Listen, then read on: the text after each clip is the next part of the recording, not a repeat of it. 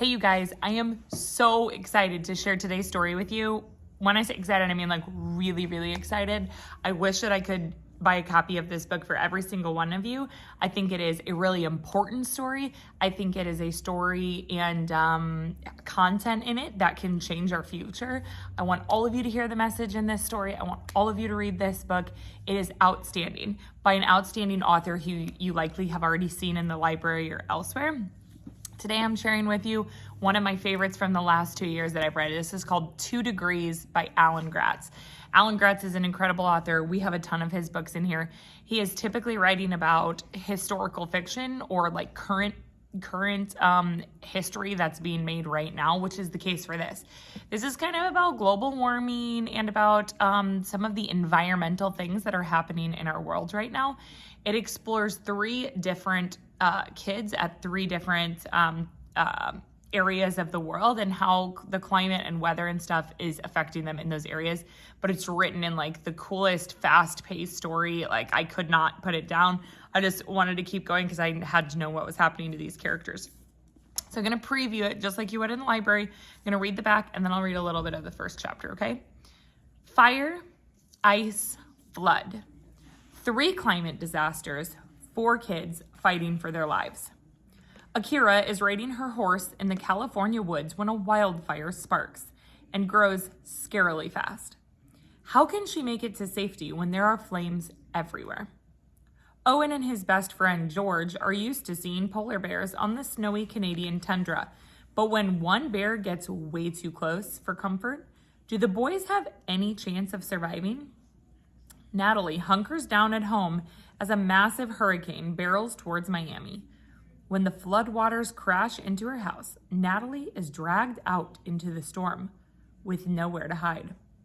Akira, Owen, George, and Natalie are all swept up in the devastating effects of climate change.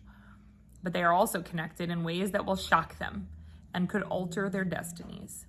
Best-selling author Alan Gratz is at the top of his game, shining a light on our increasingly urgent climate crisis while spinning an action-packed story that will keep readers hooked and inspire them to take action.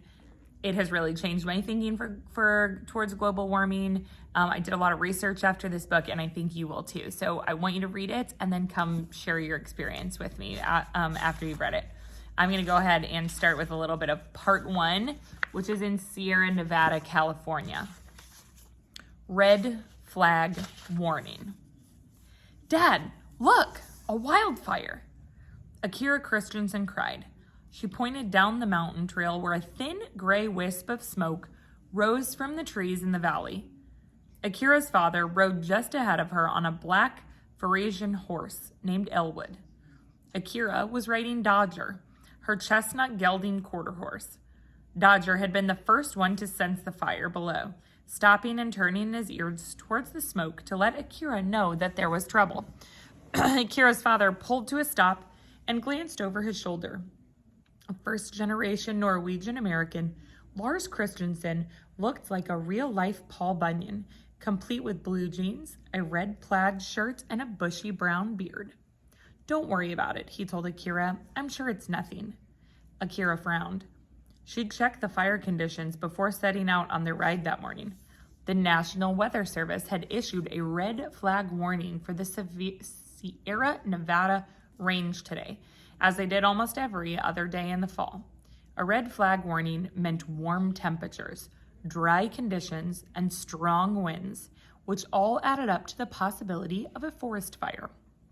How could smoke in the foothills not be a problem? Akira looked at the ground, where brittle leaves and pine needles were ready and waiting to burn. Shouldn't we at least let Cal Fire know, she asked. A little fire is good for a forest, her dad told her. It gets rid of all the dry stuff before too much of it builds up and burns out of control. Yeah, but it seems like there aren't any little fires anymore, Akira thought. Not since the temperatures of the earth had risen nearly 2 degrees, and the hotter air and longer droughts had sucked the moisture out of everything, making California a tinderbox. Now, almost every fire was a megafire that burned up half the state, and it was all thanks to human-caused climate change. Akira had learned about it in school last year, and it had scared her. But when she'd come home and told her family what she'd learned, her dad said the same thing then that he said now. Nature takes care of itself. He clicked his tongue for Elwood to walk on, clearly done with the subject. Akira shook her head. Her dad had seen all the same changes in the Sierra Nevada that she had in the past few years. Bigger, more frequent, more destructive wildfires. Smoke warnings that caused her to stay home and miss school. Drought conditions that had made their well run dry. But she knew better than to say the words climate change around her dad. All he would do was challenge her on it. And Akira didn't have the energy for that. Her father got energy from engaging with other people. It recharged him to be social. Akira was the opposite. She liked people, but being on all the time drained her. After a week of the normal chaos of school and family, she needed these peaceful, restorative Saturday morning rides with Dodger. And arguing about climate change was definitely not peaceful. Akira looked over her shoulder at the smoke and sighed. Then she gave Dodger a pat on his withers to let him know that she'd gotten his message. Thanks, Dodger. Everything's okay, she told him.